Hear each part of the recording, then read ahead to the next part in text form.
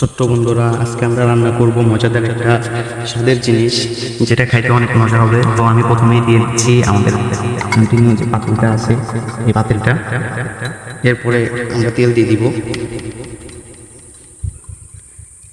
তেলটা একেবারে ফ্রেশভাবে দিতে হবে, যাতে এটাতে কোনো ময়লা না থাকে। একটু তেলটা গরম হোক, এরপরে আমরা যেটা রাখছি এই যে সামনে ডাউল, আমরা ধুয়ে রাখছি সুন্দরভাবে। তো আমরা এটা ছেড়ে দেবো।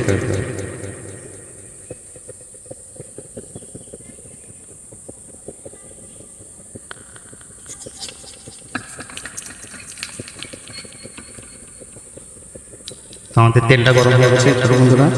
এখন আমরা প্রথম ডিম দুইটা আলাদা করে রেখে দিই, এটা আমরা পরবর্তীতে দেবো। আমরা ডালটা প্রথমে দিয়ে দিই।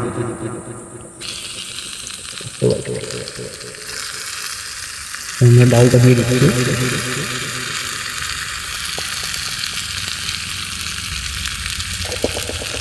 আমরা ডালটা একটু মেরে নিব।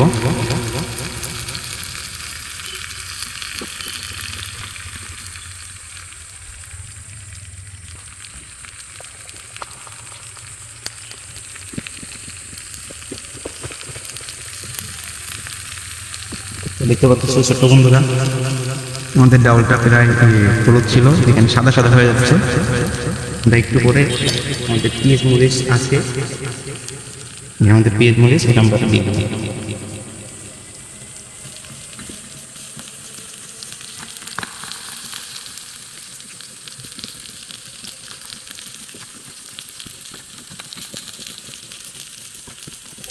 তো পেঁয়াজ মরিচ সাদা সাদা অবস্থায় আমরা এখানে হলুদ এবং গুঁড়ামরিচ, লবণ এবং সব কিছু দিয়ে দিই।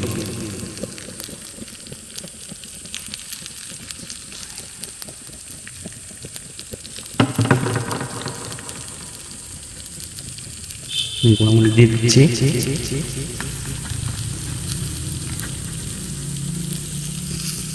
এরপরে আমরা এখানে একটু লবণ দিয়ে দিব।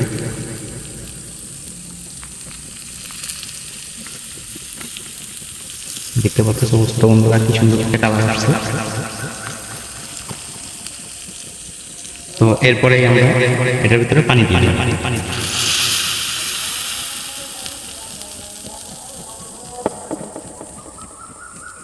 তো ছোট্ট বন্ধুরা, এই আমাদের যে ডাউলটা দিয়ে বানাতে, এটা প্রায় 7 থেকে 8 মিনিট জ্বালানোর পরে দেখো আমাদের প্রথম যে রেজাল্টটা এটা চলে আসছে। এখন আমরা করবো এই যে আমরা ডিম সেদ্ধ করে রাখছিলাম, এটা আমরা কেটে নেব।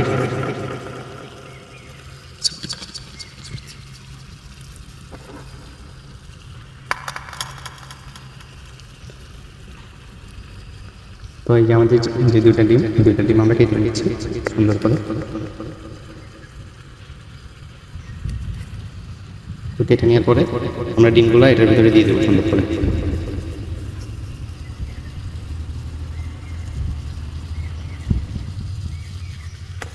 ডিম দেওয়ার পরে আমরা কিছু সময় একটু জাল দিব, আমরা আর বেশি জাল দিব না, আমাদের তরকারি হয়ে গেছে।